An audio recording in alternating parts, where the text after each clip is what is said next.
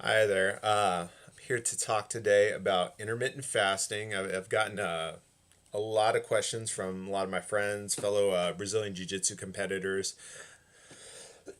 and just people in general when they find out that I'm doing intermittent fasting. There's a lot of questions. A lot of people kind of wonder how it is that I go 16 to 18 hours a day without eating, and especially the practical applications. For someone who's training up to twice a day, which I am, I typically do strength and conditioning every day, and Brazilian Jiu Jitsu about 5 days a week. Just all kind of depends, but that's about my general schedule. And so, kind of what I want to talk about today is my personal experience with it. I'm not going to talk about any of the research or scientific evidence behind it. Uh, I do recommend doing your own research. I'm not a medical professional. Take my advice for what it is. This is how it works for me. It might work different for you. There's all sorts of different kind of diet protocols out there. Everything works different for everybody. Some people like keto, some people like paleo, some people like vegan. Do what works for you. This has just been something that's been very effective for me over the past 6 weeks. As far as what kind of weight loss I've experienced, and this has been with minimal impact on my performance. My performance has actually maintained or increased in certain areas. But as far as the actual weight loss, highest I've been this year, I was up to about 219. Uh, Mid to late April for the Dallas Open. I had trouble making weight at that tournament, and that's what really kind of motivated me to do something different. And when I started tracking my weight, the first record I have is on June 11th. I weighed in at 215.4, and as of today, I'm at 203.2. So in about a month and a week, that's a 12.2 pound weight loss, which I think is pretty startling. Considering that I not really all that overweight. So I think that's pretty astounding. Now, how I've done that is I have been in calorie restriction. Intermittent fasting is not a magic bullet. It's not a you know it's not going to solve all your problems. But for me, uh, it's made it easier to stay in calorie restriction. As far as what I mean by calorie restriction, that's going to be different for everybody. For me, that's about 2,500 kilocalories a day. For other people, it could be more or less, but with my training schedule, doing up to 2 workouts a day, strength and conditioning, Brazilian Jiu Jitsu training, uh, 2,500 calories is a decent amount where I'm in calorie restriction, but I'm still able to train, still able to put forth a good effort. As far as hitting calorie restriction without this intermittent fasting protocol, I found it quite difficult. You know, Trying to do like 500 calorie a day meals drove me absolutely insane. I found myself to just be hungry all day and miserable all day, and finding 5 times to eat, around work and training, or 6 times to eat, uh, and having to prep all these little meals and have little Ziplocs and Pyrexes everywhere, I found incredibly frustrating. This has kind of simplified things for me a lot. It's not going to do that for everybody, but for me, I've found a lot more enjoyment and satiety from my meals from having 1,000 to 1,200 calorie meals. 2 meals a day, one snack in between, depending on how many calories I've had in the other meals and what I'm doing.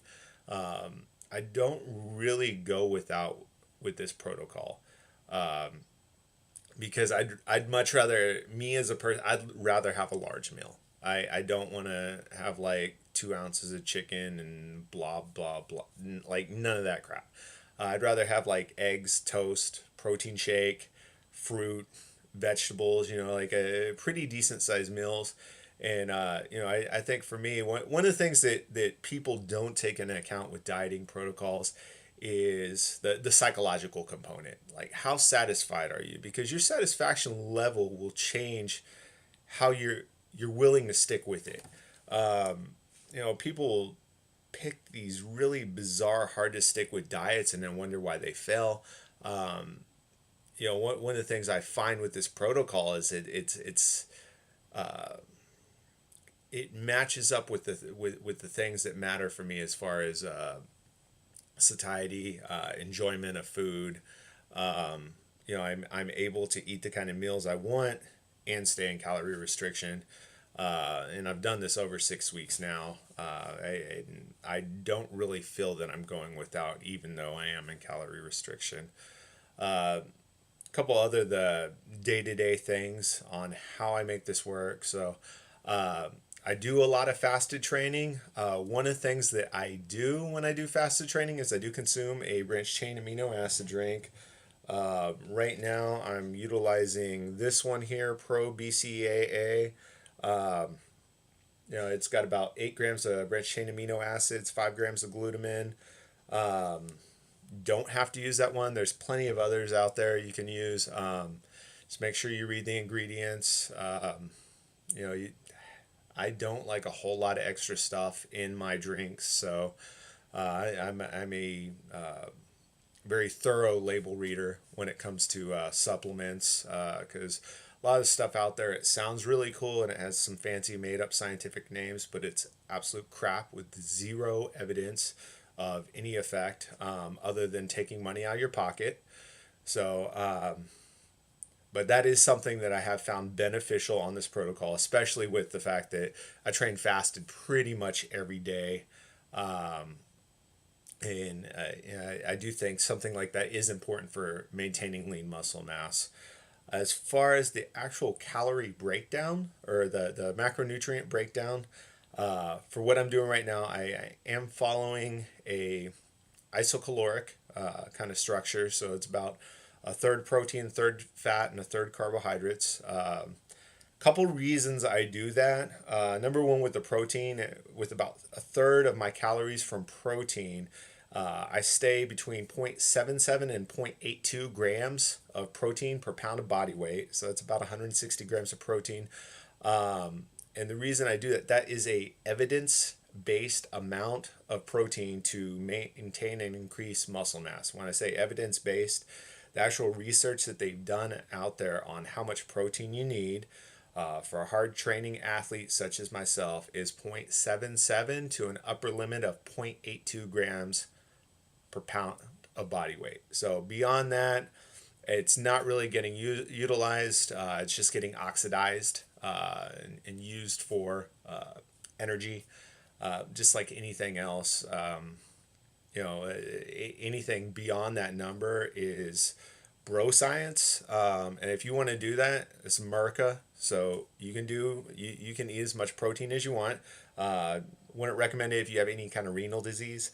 But that's between you and your doctor. Once again, I'm not giving medical advice. And then anything below that, since a lot of my friends are on here are going to be athletes getting this information. If someone tells you you only need about 50 grams of protein a day, that's going to be optimal, then they're full of shit. And scientific literature shows otherwise, but who needs facts?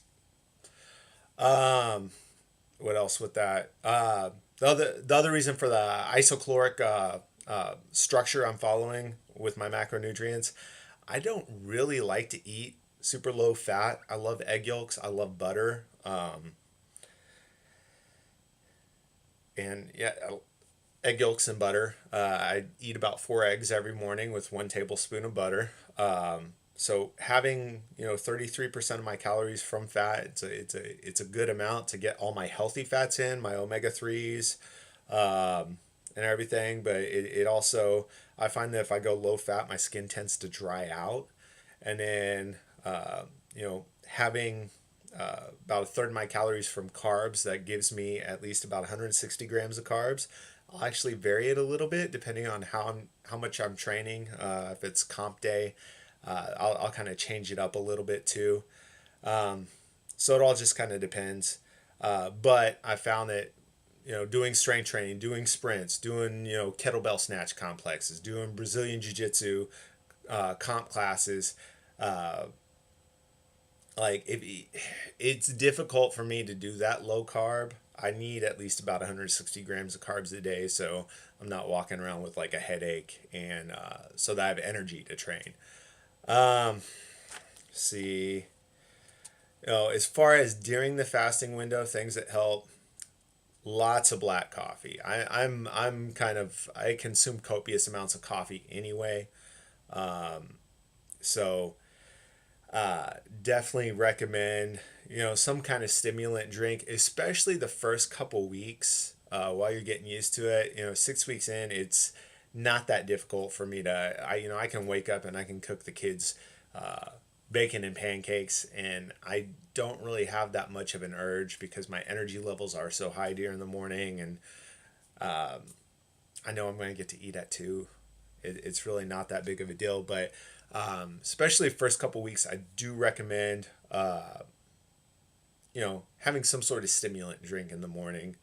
Kind of something I do want to warn you about, though. A lot of people will recommend things like butter coffee, bulletproof coffee, uh, coconut oil consumption, MCT oil consumption. I did do some experimentation with the MCT oils. I didn't try coconut oil because coconut oil, it's kind of, uh, if you like coconut oil, use coconut oil. But the thing with it is it's really, the health benefits are kind of sketchy on it. Um, Most of the research done around like fat loss with wasn't actually done with coconut oil. It was done with MCT oils as a replacement for other fats within the diet. MCT oils have been shown to actually help increase weight loss and fat loss when replacing other fats within the diet, not in addition to other fats in the diet. And then kind of a warning for, I did try using some MCT oils first couple weeks in the morning to help with my energy levels. And not to get too graphic here, but if you want to have the best diarrhea you have ever had, drink a tablespoon of MCT oil on an empty stomach. It will be, let me put it this way, just clear your schedule for the day, and make sure no one else is occupying the bathroom. Um, so that's pretty much it. As far as how I actually do it, my energy levels are great, able to train hard. Um, and weight's coming off like I need it to. I should be on track to make my heavyweight debut at Austin Open next weekend, coming down from super heavyweight, which last time I did super heavyweight at Dallas Open, I actually had to cut weight for that, and I shouldn't have to cut weight for this. I If any of y'all have any questions, just post them up in the comments, or for those y'all that personally know me, you can reach out to me through a direct message. So thank you for watching this, and let me know what y'all think.